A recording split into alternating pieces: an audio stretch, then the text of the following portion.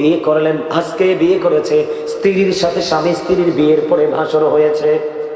ও বন্ধু, যারা বিবাহ করেছে নারী পুরুষ তারা জানে রে, ভাষর রাত একটা পুরুষ এবং একটা নারী, একটা ছেলে এবং একটা মেয়ের জন্য অত্যন্ত মধুময়, অত্যন্ত প্রেমময়, আল্লাহর দেওয়া এক কুদরতি নিয়ামত বন্ধু। হযরতে হানজালা আমার নবীর প্রেমিক ছিল। বাসর হলো রে, ও বন্ধু, বাসর হওয়ার পরে গোসল করলো না, আমার নবীর প্রেমে দৌড়ে ছুটে গেলেন উহুদের ময়দানের দিকে। এবার গিয়ে তিনি যুদ্ধ শুরু করে দিল। যুদ্ধ করতে করতে করতে করতে বন্ধু তিনি উহুদের ময়দানে শাহাদাত বরণ করলো। ইন্না লিল্লাহি ওয়া ইন্না ইলাইহি রাজিউন। যখন তিনি বন্ধু শাহাদাত বরণ করলো, পিছন পিছন হানজালার বিবি উহুদের ময়দানের দিকে ছুটলো। উহুদের ময়দানের দিকে যখন ছুটলো, দৌড়াইতে দৌড়াইতে বন্ধু চলে গেলেন। হানজালার বিবি যাইয়া রাসূলকে একটা ডাক দিয়ে বললেন, নবী, নবী গো, আমার স্বামী কোথায় গো, আমার স্বামী কোথায়? ও বন্ধু, উহুদের ময়দানে খুঁজতেছে, কোথাও তো পায় না। কেমন করে পাবে রে? হযরতে হানজালা রাদিয়াল্লাহু তাআলা আনহুর এই পবিত্র দেহ তো দুনিয়ায় নাই। আমার আল্লাহ জান্নাতি খাদেম ফেরেশতাদেরকে নিয়ে জমিন থেকে উঠিয়ে নিয়ে গেছে। জোরে জোরে কন্যা সুবহানাল্লাহ। হানজালার বিবিকে রাসূল একটা ডাক দিলেন, ডাক দিয়ে বললেন, রে হানজালার বিবি, তুমি আকাশের দিকে তাকাও। হানজালার বিবি বন্ধু আকাশের দিকে তাকালেন। আকাশের দিকে তাকিয়ে দেখলেন স্বামীর লাশ আসমানের দিক থেকে জমিনে।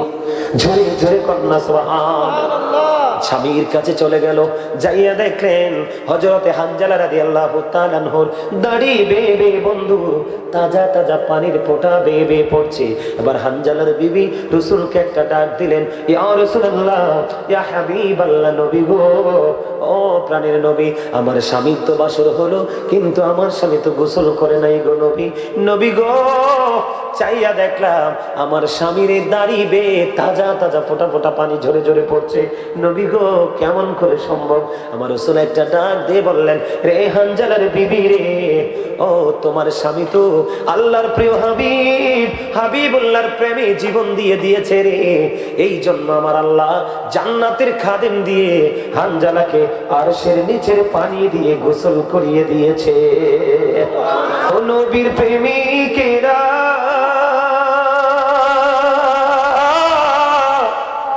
দিশেহারা মরণের ভয় করে না, প্রেম তো মরে না। ও নবীর প্রেমিকেরা,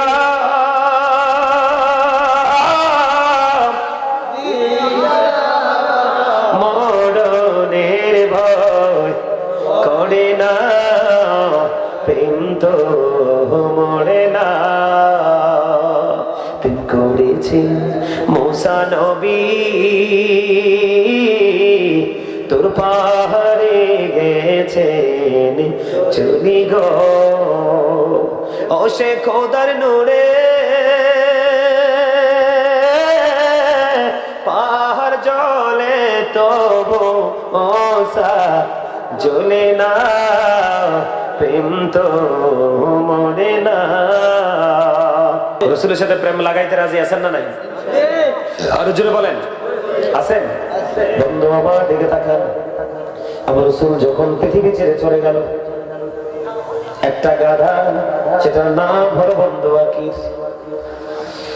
আকির নামক একটা গাধা, আমার রাসূল যখন চলে গেল বন্ধু, সে শুধু কাঁদে কাঁদে রে। কেন কাঁদে? তার নাম বন্ধু, সে হলো একটা গাধা। আকির নামক একটা গাধা, সে শুধু কান্দে। আর কি জীবনে কোনোদিন আমি আমার প্রাণের রাসূলকে দেখতে পাবো না। ওই গাধা শুধু কান্দে রে।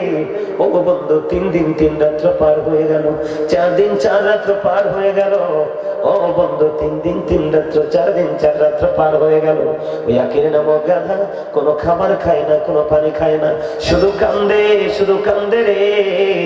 আর বলতে লাগলেন, নবী গো, তুমি কোথায় চলে গেলে গো রাসূল? এই জীবনে আমি আর কোনদিন কি তোমাকে দেখতে পাবো না। ও ও বন্ধু, গাদা খাবার খায় না, পানি খায় না, শুধু কান্দে কান্দে কান্দে, কাঁদতে কাঁদতে কাঁদতে কাঁদতে বন্ধু 3 দিন 3 রাত্র, 4 দিন 4 রাত্র পার হয়ে গেল। ওই গাদা গভীর সমুদ্রে চাপ দিয়ে বন্ধু নিজের জীবন তিনি বিলিয়ে দিলেন। নবীর বিরহ সইতে পারলেন না। আর আমরা নিজেদেরকে নবীর প্রেমিক দাবি করি বন্ধু, একটু শুধু এসে বসে বসে নবীর প্রেমের আলোচনা শুনবো, আল্লাহর সাথে কেমন করে প্রেম করবো আলোচনা শুনবো, ওই সময় আমরা দিতে পারি না। আমরা কখনোই আল্লাহ রসুলের প্রেমিক হতে পারি না। জোরে জোরে বলেন ঠিক না ঠিক? আর জোরে বলেন না ঠিক না ঠিক?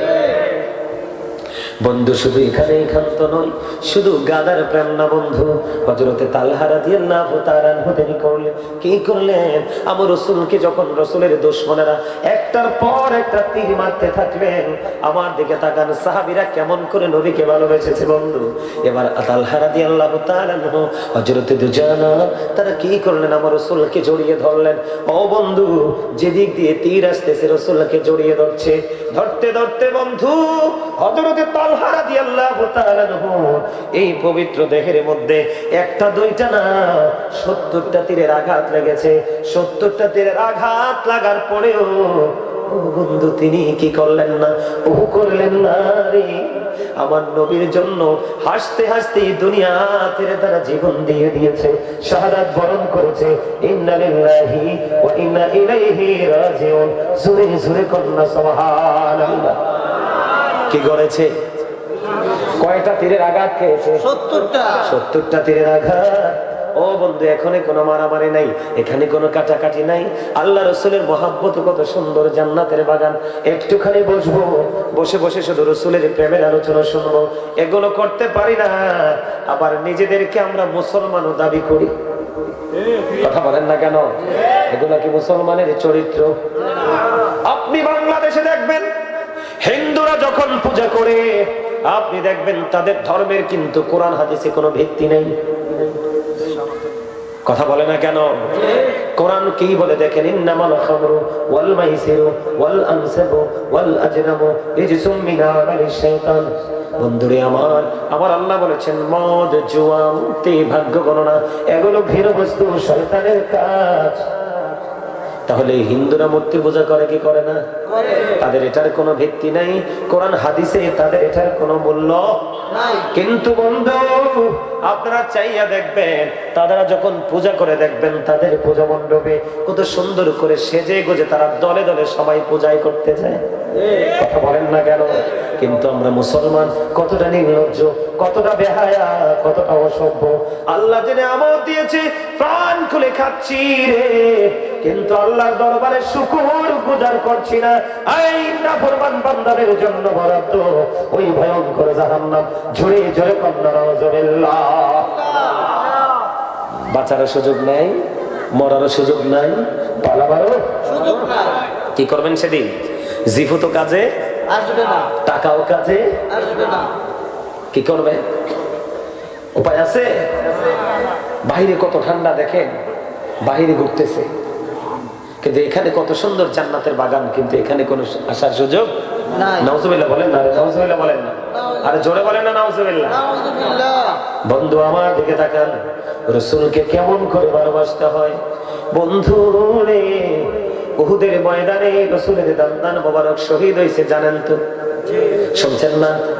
আমার নবীজির দাঁত মোবারক শাহাদাত বরণ করেছে। দাঁত মোবারক শাহাদাত বরণ করার পরে ও বন্ধু এখান থেকে শুধু রক্ত ঝরতেছে, শুধু রক্ত ঝরতেছে। আমার নবীজির রক্ত মোবারক প্রবাহিত হইতেছে। যখন আমার রাসূলের মুখ মোবারক দিয়ে বন্ধু রক্ত প্রবাহিত হয় রে, মালিক বিন সিনান দেখে বন্ধু সহ্য করতে পারলো না, দৌড়ে চলে গেল আমার রাসূলের কাছে। বন্ধু গিয়ে কি করলেন? আমার রাসূলের রক্ত মোবারক চষতে শুরু করলেন। আমার রাসূল একটা ডাক দিয়ে বললেন, রে মালিক বিন সিনান, রক্ত ভক্ষণ করো না, রক্ত ভক্ষণ করো না। এই রক্তগুলো উহুদের জমিনে তুমি কি করো? ফেলে দাও। নবীজির রক্ত মোবারক বের হচ্ছে, নবীর প্রেম মালিক বিন সিনান রাদিয়াল্লাহু তাআলা আনহু তিনি দৌড়ে গেলেন প্রাণের রাসূলের রক্ত মোবারক ভক্ষণ করার জন্য। আমার রাসূল একটা ডাক দিয়ে বললেন, রে মালিক বিন সিনান, রক্ত ভক্ষণ করো না, জমিনে ফেলে দাও। মালিক বিন সিনান একটা ডাক দিয়ে বললেন, ইয়া রাসূলুল্লাহ, ইয়া হাবিবাল্লাহ, নবী গো, আমি আমার আল্লাহর ইজ্জতের কসম করে বলছি গো নবী, আমি আপনার একটা ফোঁটা রক্ত উহুদের জমিনে পড়তে দেব না। সুবহানাল্লাহ বলেন না, সুবহানাল্লাহ, আরো জোরে বলেন না সুবহানাল্লাহ। তাকবীর, আল্লাহু আকবার, নারায়ে রিসালাত, ইয়া রাসূলুল্লাহ, নারায়ে গাউসিয়া, ইয়া রাসূলুল্লাহ, আহলে সুন্নাত ওয়াল জামাত, জিন্দাবাদ জিন্দাবাদ, পবিত্র ঈদে মিলাদুন নবী, জিন্দাবাদ জিন্দাবাদ, গাজী সুলাইমান আল কাদরি সাহেব, জিন্দাবাদ জিন্দাবাদ, ওলির দুশমনেরা হুঁশিয়ার সাবধান, আল্লাহর ওলির দুশমনেরা হুঁশিয়ার সাবধান, সাহাবায়ে কেরামের দুশমনেরা হুঁশিয়ার সাবধান, নারায়ে তাকবীর, আল্লাহু আকবার, নারায়ে রিসালাত, ইয়া রাসূলুল্লাহ, নারায়ে গাউসিয়া, ইয়া রাসূলুল্লাহ, আহলে সুন্নাত ওয়াল জামাত, জিন্দাবাদ জিন্দাবাদ, গাজী সুলাইমান আল কাদরি সাহেব, জিন্দাবাদ জিন্দাবাদ।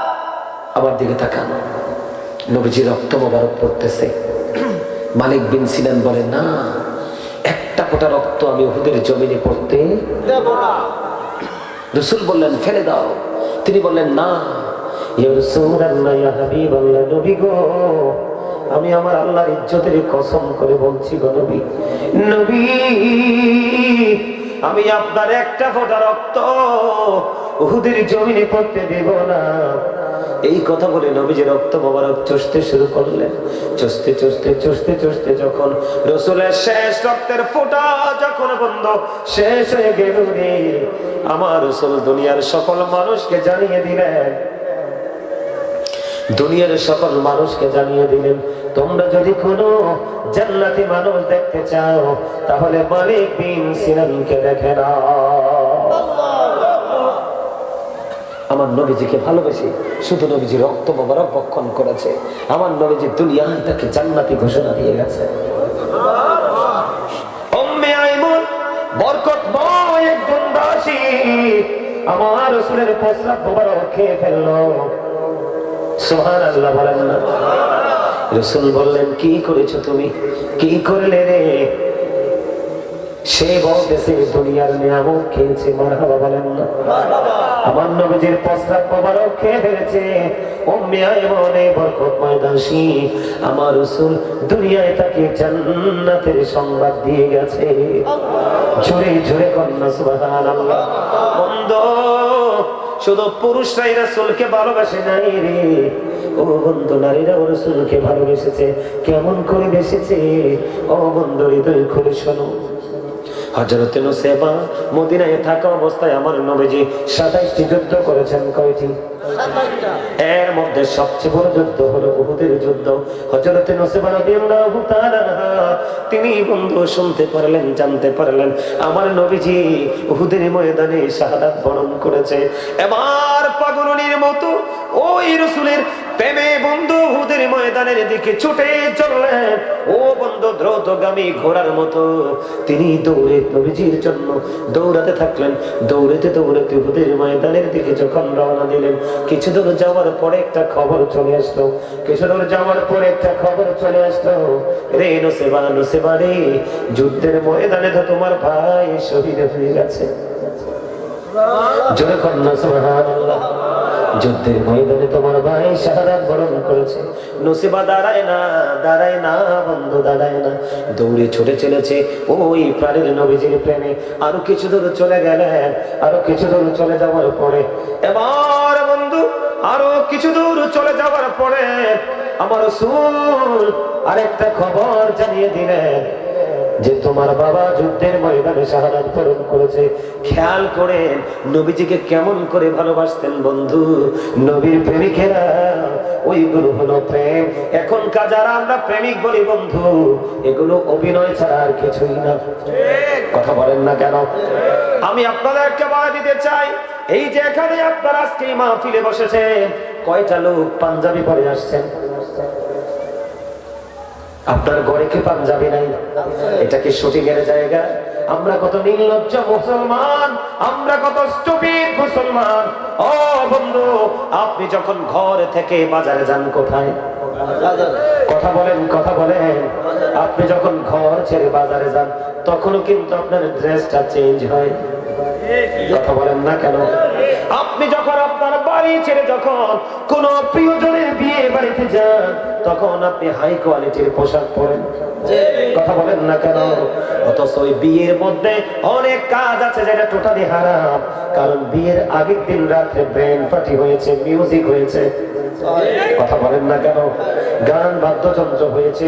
রাসূল বলেছেন the music and music instrument will be increased.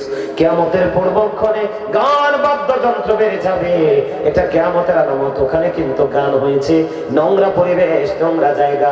এরপরে বন্ধু, সবচেয়ে বড় অপরাধ হলো নারী এবং পুরুষ, বেগানা পুরুষ নারীর দেখা। কথা বলেন না কেন? আরো জোরে বলেন। অনেক অন্যায় অপরাধ হয় ওই পরিবেশে। আপনি আপনার পোশাক চেঞ্জ করে আপনি যান। বন্ধুরে, আমরা কতটা স্টুপিড, আমরা কতটা বোকা।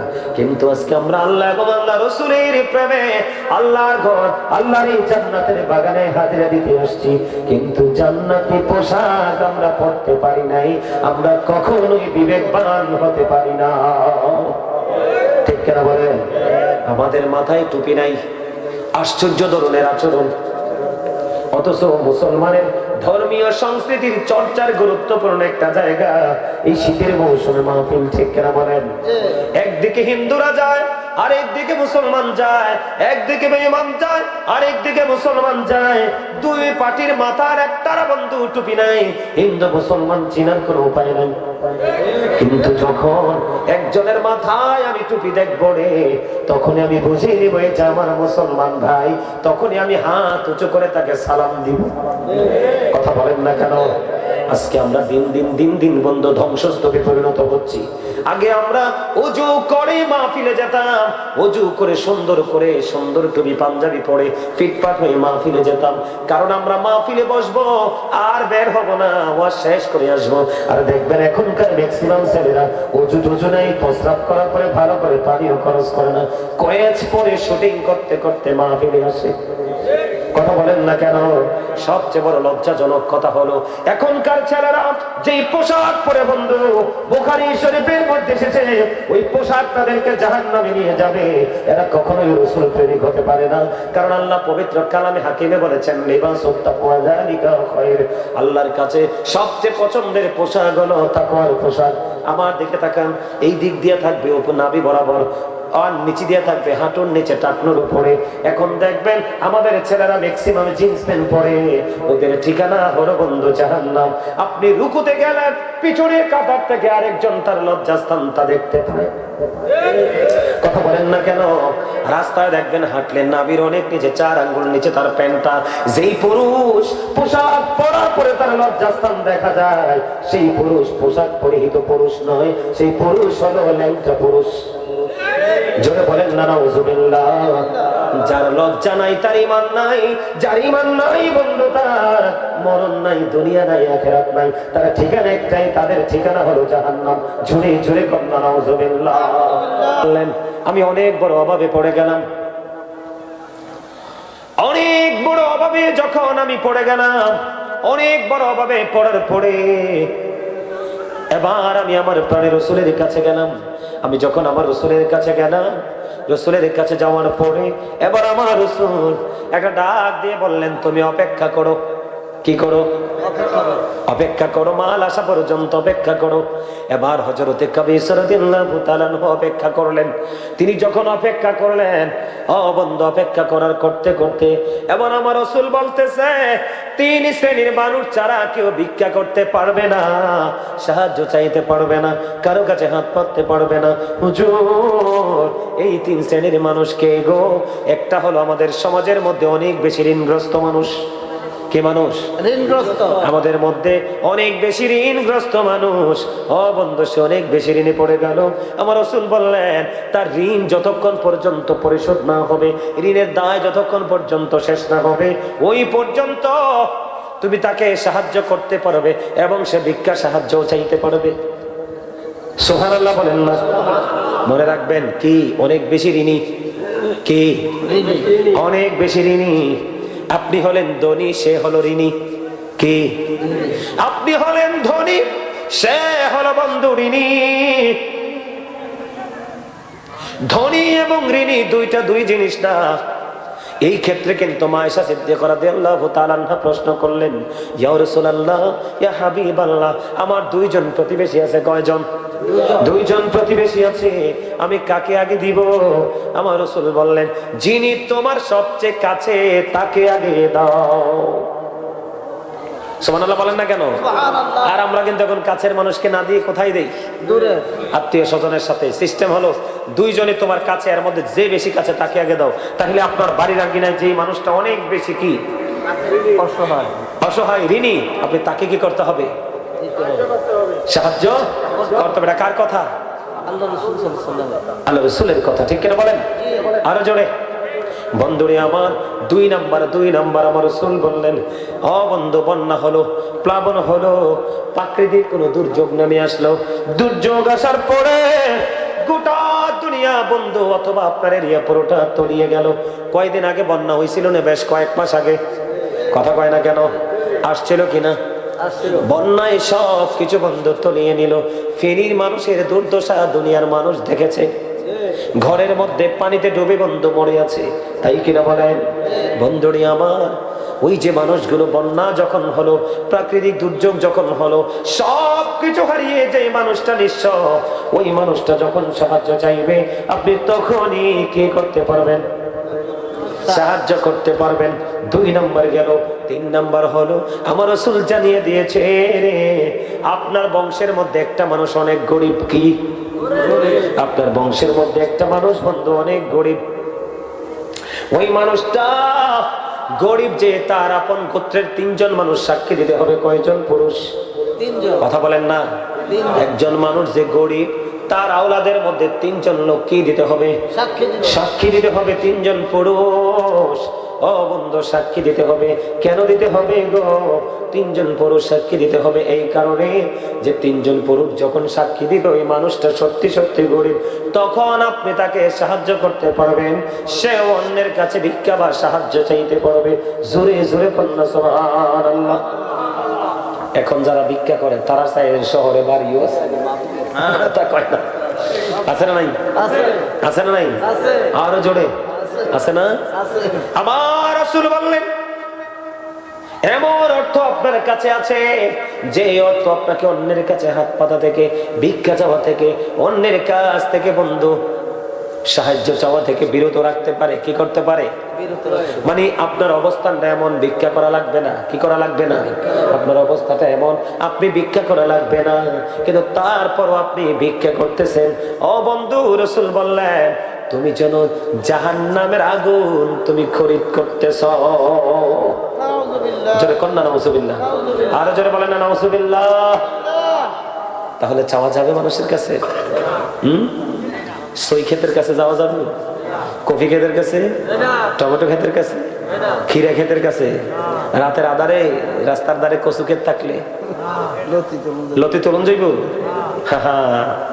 ইসলাম সহজ, আবার অনেক কঠিন। বুঝলে খুবই ইজি, আর না বুঝলে, কথা কি বুঝতে পারছেন? দেখছেন কি চমৎকার না? তাহলে আমরা যদি আমরা এই জায়গাটা থেকে, কোন জায়গা থেকে? এই হাত পাতা কি করা, এই জায়গাটা থেকে যদি আমরা বের হয়ে আসতে পারি, তাহলে আমাদের দেশে দেখবেন চুরি, ডাকাতি, চাঁদাবাজি, সন্ত্রাসী, চুরি, একজনের হক মারা, এগুলো কিছুই আমাদের মধ্যে থাকবে না। আমাদের এই কাজগুলো করার দরকার আছে না নাই? আরো জোরে করবো কি করবো না? হ্যাঁ, দেখাই দেয় পড়ে গেছে। আমরা অপরাধ গুলো করবো, করতে পারবো, করবো, আমি গায়ের জোরে করবো। তাহলে আমাকে মনে রাখতে হবে আমি নবীর উম্মত হতে, রাসূলের উম্মত হতে পারছি। আমরা কিন্তু ভিক্ষা করতে পছন্দ করি, কিন্তু সামর্থ্য আছে আল্লাহর পথে দিতে আমরা পছন্দ করি না। তো আমরা কোন মুসলমান? কোন মুসলমান? দুঃখ পাওয়ার কিচ্ছু নাই, চিরস্থায়ী জান্নাতের উপস্থিতিও কমই হবে। কথা কয় না? চিরস্থায়ী ওই জান্নাতে উপস্থিতিও কম হবে। তাহলে দুঃখ পাওয়ার কোনো কারণ আছে? এক ফোঁটা কারণ নাই। আমরা দুঃখ পাবো পাবো দুঃখ কেন দুঃখ পাবো? আমরা এই জন্য বলেছি আলেমদের সাথে কি করতে হবে? প্রেম করতে হবে। আপনি যখন কোনো আলেমকে ভালোবাসবেন তখনই দেখবেন আপনার লাইফ স্টাইলটা চেঞ্জ হয়ে গেছে। আল্লাহ আমাদের সবাইকে কবুল করে নিক। সকলে বলেন আমিন। আরো জোরে বলেন আমিন। আর একটু মহব্বতে বলেন আমিন। কথা কি কিছু বলবো আর সবার শেষে? মানুষ তো নাই নাকি? একটু টাচ। আচ্ছা ঠিক আছে, বলবো নাকি শেষে করবেন? বলতাম। সম্মানিত উপস্থিতি, আমার দিকে তাকান। প্রেম নিয়ে তো একটু ওয়াজ করলাম না? প্রেমটা আমার এই মুহূর্তে একটা হাদিস মনে পড়ছে, খুব চমৎকার, একটু শোনাবো। আপনারা সবাই জানেন, যারা হজ করতে গেছেন, নবীজির রওজার পাশে আবু বকর ওমর দুজনই শুয়ে আছে, ঠিক কিনা বলেন? আলো জোরে। এই আবু বকর ওমরের প্রেম নিয়ে আমি একটা গজল লিখছি, গাইবো? নবীজি কেমন করে বলু তোমায় দেখি, নবীজি কেমন করে বলু তোমায় দেখি, আছো তুমি ওই মদিনায়, আছো তুমি ওই মদিনায়, সঙ্গে